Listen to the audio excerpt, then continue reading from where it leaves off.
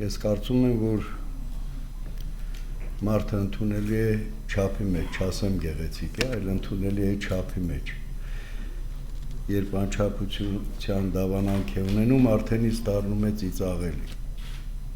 Եվ զավեշտի մասին։